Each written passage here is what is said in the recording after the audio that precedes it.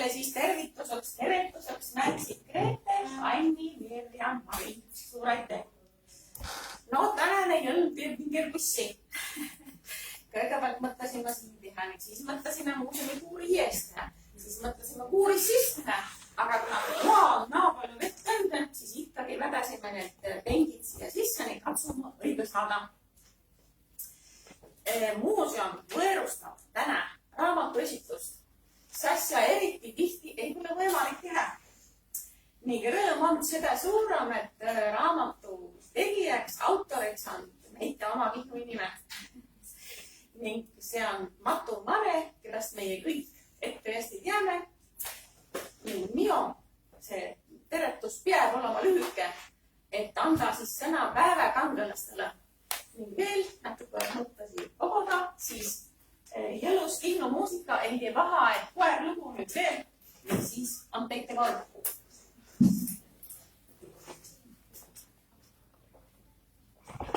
Öelge nimi ka, mis lugu tuleb? Aadu Palika. Tantsuruumi on kohal, palun, aga juhtmesse võite kinni jääda.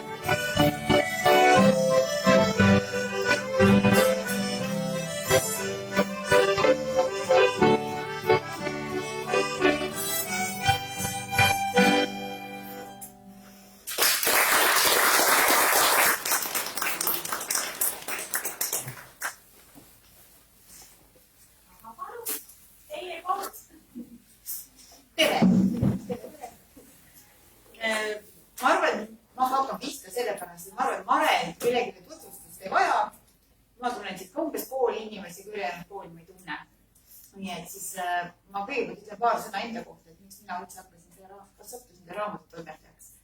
Tere, mina olen Helen Krivik, tulen Setomaalt. Lõpvan aksitähega hummapudel kattes audilistest tulema. Ja siin ma siis nüüd olen. Edasi tegevus kirjakeele peale üle, mis ta öeldi. Aga kuna ma olen Setomaal elan ja tegutsen, vähemasti osa aja elan ja toimetasin ka raamatut Minu Setomaa, lisaks olen Eku ehk siis selle kirjatuse omanikuse Trana. Tundus üsna loogiline, et mina võiksin seda raamatut toimetada, sest sellist raamatu toimetamiseks peab natuke teadma kohalikku konteksti. Ja ma arvan, et kõik need projekti aastad, mis me oleme Marega teinud, ühiseid projekte on tulnud selles mõttes väga kasuks. Olen siin päris palju käinud, tõesti juba peaaegu pooli inimesi tunnen. Mare midagi räägib kellestki, midagi ma tean teda. Ja see on tegelikult hästi oluline sellise raamatu toimetamisel, et tabada neid pärimuskultuuriga seonduvaid nüansse ja selliseid asju. Vot, palju siis minust, aga nüüd edastpidi ainult Marest. Kõigepealt ma tahaks küsida Mare, kuidas tunne on? Tunne on ikka hirmutav, sest nagu selle raamatu kirjutamisega kasvab ka asi, et ma terve aja mõtlesin, et kuidas ikka või mis õigus on minul seda kirjutada, et see raamat nagu Meo Kihnu võiks igaüks kirjutada, nii olekski hirmus tore, et saaks raamatu kirjutaks tege Kihnale ise oma Minu Kihnu, et sealt saaks siis väga hea materjali kokku panna. Aga kuna see formaat on seoka ning see mõte on see, et just minu, et siis seokana individualistlik, et siis mina kirjutasin seda jah, mis siis nagu Meo Kihnuga kõige rohkem seotud on. Aga ma mõtlen sinu peale, siis ma arvan, et see on minu tutvusringkonnas kõige hullemad ragelejad üldse.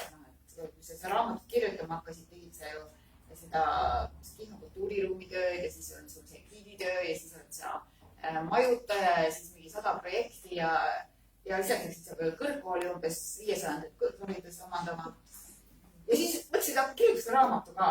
Et kuidas see hull mõte tuli ikkagi, et kirjutaks seda raamatu. Kuidas see idee selle tuli või pakuti sulle või mismoodi see juhtus? Minul oli seal kirjastuses oli üks minu kuulijad oli töö eest, et tema rääkis, ma olen kirjutanud. Väga rääkis, et ma ikka mõtlesin, et kas ma saa sellega hakkama, kas ma tee seda, oli kas mõtlemise aega ka. Aga Ruut Mägi, tema läks sealt kirjastusest ära, aga tema siis hakkas rääkima, et seal võiks seda kirjutama, just seal võiks seda kirjutada. Et siis sealt hakkas see mõte idanema, ühel hetkel oligi nõudlus, kirjutas jälle lepingule, et ma kirjutan, et siis tuli kirjuta, siis kas see töötab kedagi. Ja kuidas siis need mõtted hakkasid tulema? Tuli või kergelt või tuli raskelt? Tegelikult see protsess iseenesest kestis meil mitu aastat. Paar aastat oli seda ju kirjutada, aga üldiselt see põhimõte, see enam väga palju aastaid üle muutunud, et see on nagu see Meo Kihnu antsioka nagu ta on, nagu me asi kirjelda, et see tuum on ikka ükski sama, mis on minu jaoks oluline. Et selle Kihnu juures minu meelest on kõige tähtsamad need Kihnu inimesed, kõige tähtsamad see Kihnu kultuur, seda me proovisin kirjutada, see on see põhjus elada, et kui on siin kokkuvõttes me ütlesin ka, et kui need põhjuseks peaks ära kaduma, et siis ma ei mõistagi enam mõtelda, et kas siis kas on siis Kihnul veel tähtsust või põleb, et minul on see rõrm või siuke kaduvuse paine, et terve ahmed sootled, me mõtlesin, et äkki kaupib käe ning äkki me ei saa hakkama selle hoidmisega edekoha ning sellist asjadest ma muretsema, siis sellest kirjutada kohe, mis ma mõtlen. Siin tagakaanel ja tegelikult sissejuhatusel, et sa kirjutanud lahti mõned küsimused, millele siin raamatust otsid vastuseid. Nüüd tahaksin küsida, kas sa leidsid need vastused. Ma tean, et raamatu kirjutamine, võib-olla eriti selliselaadse raamatu kirjutamine, mis ei ole ju monograafia, vaid mis on natukene nagu päevik, sa tahad siia rohkem iseennast panna. See sõna minu juba ütlebki, et sa tahad sinna rohkem iseennast panema. Et kas sa siis leidsid vastusid oma küsimustele, näiteks sellisele küsimusele, et kas sellel saare kihutavad muutunud amatsioonid kujutavad endast Euroopa viimast matriarhaati? Matriarhaat ilmselt üks kuumemaid teemasid kujutavad siis. Kui selle raamatu, selle lühipealkirja välja mõtlemine on üks paras kaelamurdev ülesanne, et külas või külata ja lõplikuks valikuks. Neid variante on üsna palju, mis saab panna. et siis ka Petrone pakkus, et võiks olla seesama, et see raamatu pealkiri võiks olla mootorratastele kihutavad emotsioonid.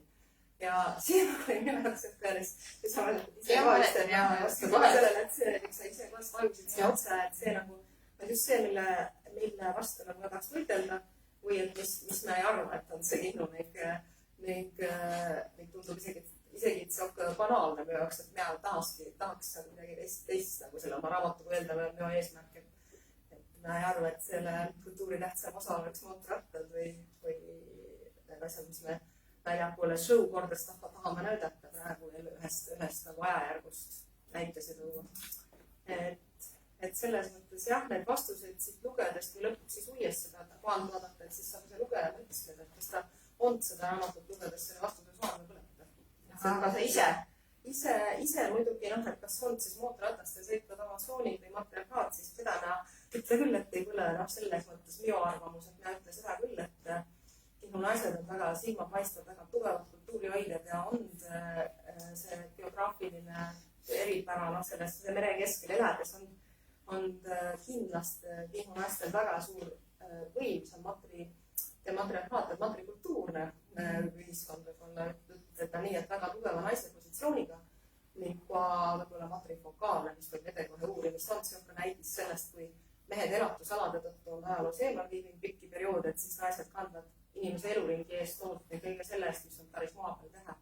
Et see on jätnud jah, Kihnu kultuuri ja selle tugeva jälje ning just see pikk purjelaevanduse periood näiteks sellest aastast on naised saanud väga tugevatel positsioonil olla, mis nagu mina ka siin raamatus rõhutan, et tähtsaks kindlasti selles kirikutraditsiooni, mis on ka tänu naistele ju.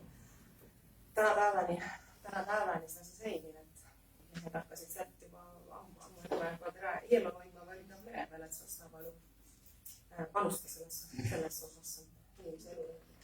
Ma arvan, et see on mõnes mõttes ka selline globaalne nähe, et naised paratamatult, kes on seotud nagu kodukoldega ja kõige sellega, et nemad on need pärimuskultuuri hoidjad, et see kindlasti ei ole Kihnu selles mõttes ainus näide, et isegi need kultuurid, kus mehed ei ole nii kaugel, et paratamatu nemad nagu on seotud võib-olla selle väljaspool käimisega, linnades ja kaubandusega nagu kodus väljapoole, naised on rohkem kodus, et pärimuskultuuri hoiavad, et selles mõttes ma arvan, et siin ei ole tegelikult midagi nii väga unikaalset. See on Põhjamaadel jah, väga tüüpiline, see naise tugev positsioon ikkagi, et see lõunamaadel võib-olla seda meeste osa ning tähtsuste seda patriarhaalsust tunduvalt rohkem, kui on ikkagi Põhjamaades on tõesti see naise, võib-olla see talupoja ühiskond ka me ole väga nagu elu tundub ja Kihnu puhul kindlasti, et on see egalitaarne selline koostöö, et see Kihnu kultuuri sünd, et see matriarhaat natuke on nagu liiga tegev sõna Kihnu kultuuril on just see, et minu jaoks on Kihnu kultuur meestele ja lastele koostöös sündinud egalitaarne ühiskonnakorraldus on tõepoolest Kihnus võrdsus. Et mies ei saa ju edukas ülgekütte ei saa otsa ajaloos olla või kui suure laevameeskonda naine talle veidi selgemales mitte ning seetõttu ei ole hea küll aru saada, et naise positsioon oleks olnud teisejärguline või ta oleks tähtis või et meeste silmis ta oleks tähtis, et Kihnus on ikkagi väga mehed hindavad oma naiste tööd ning tegemise ning panus sellesse kultuuri hoidmisse ja sellesse eluolusse argipäeva. Nii, aga tuleme sellest mineviku vaatamist juba siis tänapäeva.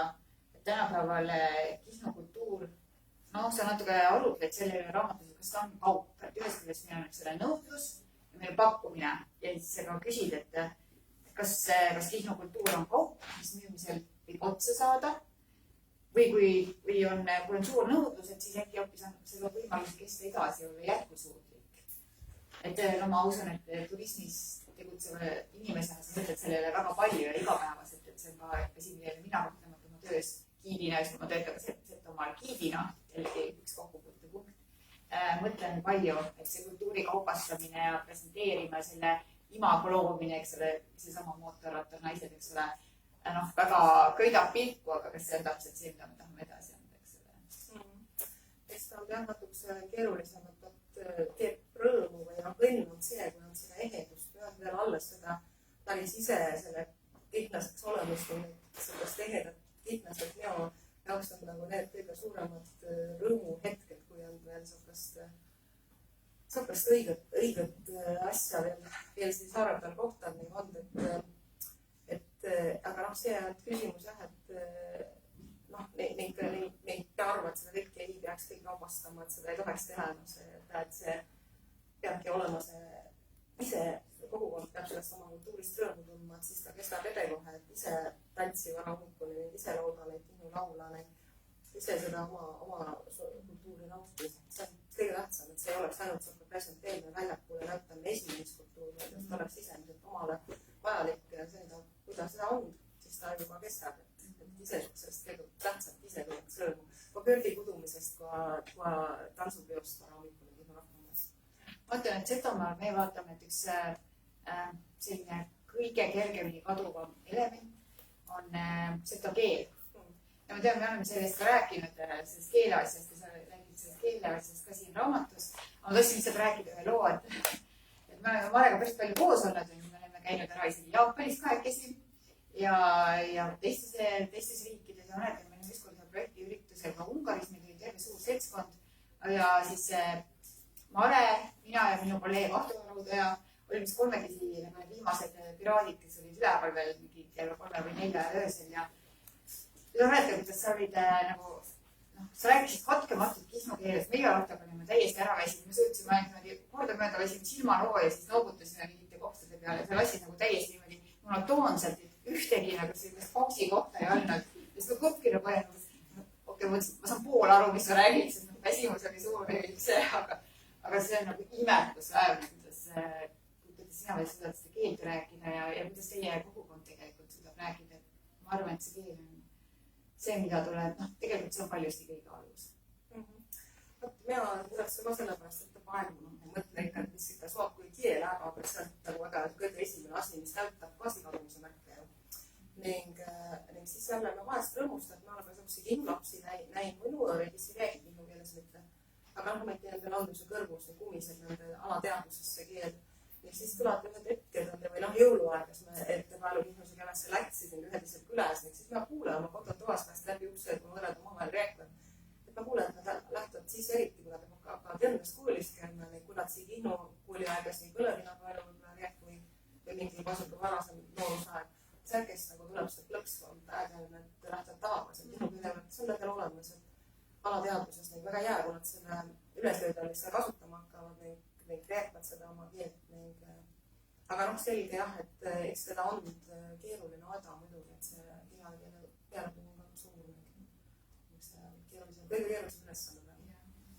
Ma praegu muidugi hakkas mõtlema, et ilmselt sinna sellele Facebooki ülekandele tuleb subtiitrid alla panna. Kui keegi tahab seda vaadata, siis täitsa peab mõtlema selle peale. Aga mina ei tea, peab seda Kihnu keelena lihtne küll, et meil on hea regionaalne ruttud vähemalt, et peab seda aru küll.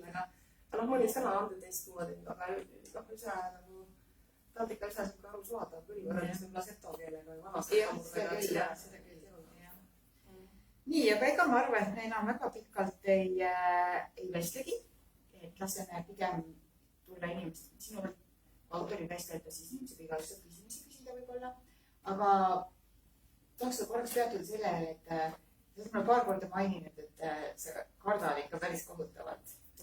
Et kuidas on see tagasiside ja üldse sellist väga isiklikku raamatut tegelikult kirjutada ja samas sellist raamatut ei saa kirjutada nii, et oleks huvitav, et sa ei mainiks üldse inimesi.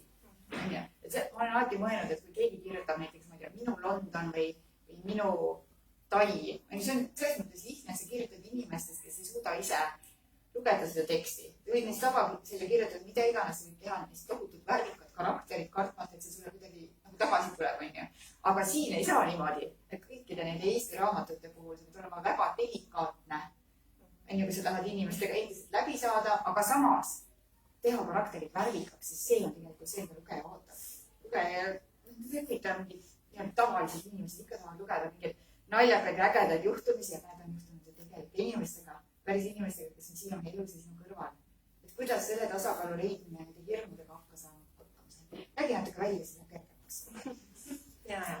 Et see on jah see mure muidugi, et minu jaoks moodustab ka Kihnu soel on minu jaoks ju ka inimesed, kellega ma siin elan, kes on nagu muljet avaldanud või kes on nagu minu eest nagu, minu jaoks on väga tähtsad olnud oma tõesti värvikad karakterid, et see on jah see mure, et kuidas siis need küll meeldida. Aga eks see elukogemus on see, et ega sa ei saa seda luuta, et sa kõikele meeldida ja Kihnus kohe on selge, et seda sa võtta või võtta ei saa, et kõik rahu on nii nagu kui Maisemaal, et see raamatut lugeda, et kindlasti tuleb erinevat tagasisidet, et meil on üks Kihnu folklorist Jaan Sudak, kes oli ka selle läbi lugenud, just ütles ka nagu kriitilise noodina seda, et tema meelest nagu miinus on see, tema sai suure auhinna sellest, et tänu Õnnepaalud siis kritiseeris Vikerkaares vist, et just nimelt, et Õnnepaalu suudab kirjutada ilma nagu inimesi mainimata, et teha nagu siis nagu fiktsioonitüüpi kirjandust ei suuda luua, et see tuleb minu moodi, et minu inimesed on nagu päris inimesed, inimesed neid, jah, see on muidugi keeruline, aga nüüd ma muud üle jäänud, et tuleb üle elada, et see on ka tehtud, neid kõik lugevad, kuidas siis kellelegi meeldib seda siis kuulanud ühe korra, mis on siis ikka teena. Tahad sa kõik midagi öelda? Kas sa tahtsid selle kaari kohta midagi öelda? Nüüd on üks väga tähtis mure selle raamatuga, et me ikkagi lugedes tuleb ju vigu näevad kaaselt nendele elad nagu see kirjale lahti teed tavaliselt. ja nevad jah, ja siis näeb ka sellist, et on midagi tarismat paremini veel toimetajale teistpidi tõsta sinna. See on see trükipea kuradi hetk on praegu. Ja, siis nad nevad need üle sind, aga siis, kui sa seda PDF-i loed, siis saab neid üles üle hindana. Neid seda rohkem, vaata ikka oma kirjutistes on ka, siis ma olen ka tähele pannud, et loed oma kirjutist vahest 5-6 korda. See ei näe midagi. Ja see on nagu probleemi, alati on teatud keegi veel loeb ja jõdab neid vigu, aga PDF-id on sageli kohe raske neid üles võtame.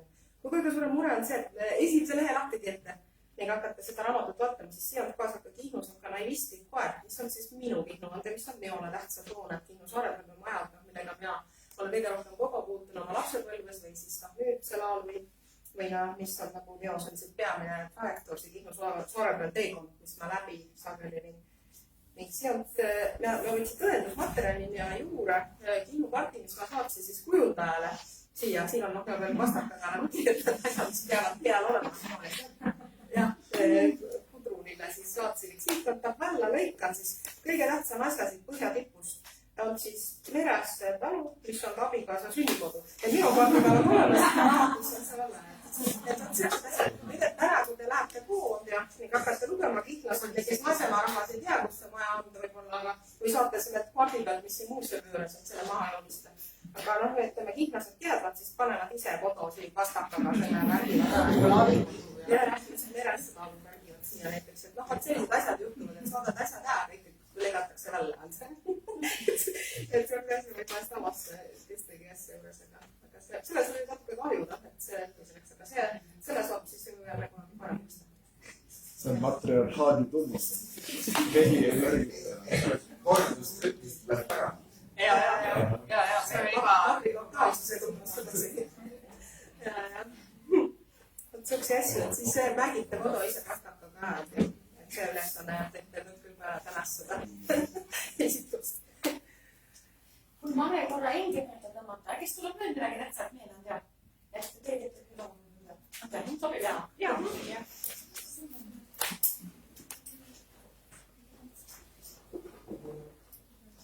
Veelgi loo nimi ka.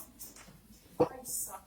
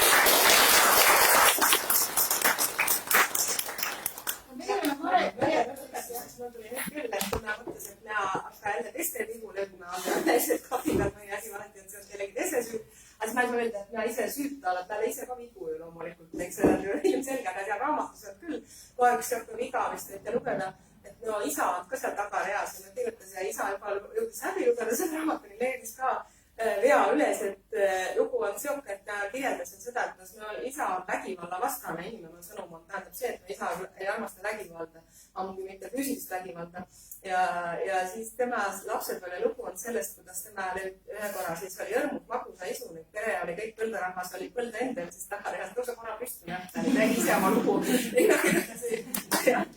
Raamatus siis sellest, et isa rääkis, et tema läin õrmus magusa mõtte oli 50. õrmus vaenuaeg oli, läks siis kodunt Kadripäev ja see tuleb kiusul Kadripäeva pidamas ja mõtles, et saab salaja mõne loti suhku. Kädeni, minul oli sihuke mõte, et tema tahtis seda tuhast ahu pealt kätes vaja. Aga tegelikult see oli aitas äärmandud, laste eest tõsta kõrgele, siis tema roinas sealt Vilja võtta kaudu selline suhkru järgi. Tulemus oli see, et lõi kogemata siis petrooleumi saaliitrise kanistri kummuli ja selle jahupõttesse. Seal olid siis inimeste jahud, loomajahud, kõik asjad, aga peosta säe. Ja mis oli nagu selle loo jutustamise juures isa puhul naljakas, miks ma selle välja valisin, neid lugusid on muidugi jäid veel, aga isa ütles, et ma siis hirmuga ei mõistas muud teha, kui pani juursu metsa, et mis nüüd saab, et tema nagu noa kokku, see oleks jook õnnetus, ta teadis küll, mis see tagajärg on, kui sa kogu talve toidu kaotasid on teha talvega. Siis pani juursu, siis kui kogu tahal kodun, siis on naised kodu vastas, mis seda liide, siis meite naabrina on koer vitsa hoopidele. Ühesõnaga kõik läksid siis paar hoopi vitsa. Aasta ila on umbes 10 aastaselt juhtus see, kui vanad siis on need. Aga raamatus ma kirjutan just, kui oleks see toas üllu ääres, need jahuvõtid on, aga need olid aites. Sellest, et siis isa, tema sai siis aru, et sellel ei olnud mingit mõtet, et jõtsa. See enam ei muudatsid kuidagi nagu seda asja nagu kohe maksab. Igatahes täpselt see, ikka kanister, see pudel, see oli selline vanaaegne pudel, mis on kord oli ümber. See on ära neist selle pudeli otsana. Kui ma see pakid olid, näed, sinised olid, materjali ümber. Mõtlesid, ta nüüd näeb kasvada. See pudel oli peal puruk, aga kas petroolida alfaks läinud. Selleks jumala lülgades ma ei olnud pidanud midagi. Petroolida, siis kõik sinna tarbejahu, kõik loomad seda. Aitas näed. Ja pudeli korda, pudeli ei oska. Pudel oli korgis, see suur pudel, see oli ka suur. Selle püüdmis jooks novembrikuu vastu talve. Kuidas siis sai? Kus tuia petrooli saite? Ei mäleta.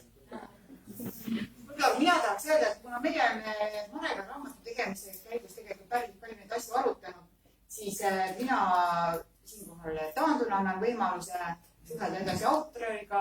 Ma arvan, et lõpetame ka laivi siinkohal ära ja saate ise Maret edasi intervjueerida, kas väiksemates või suuremates seltskondades ja loomulikult saate nendele raamatu. Nii et aitäh, Mare!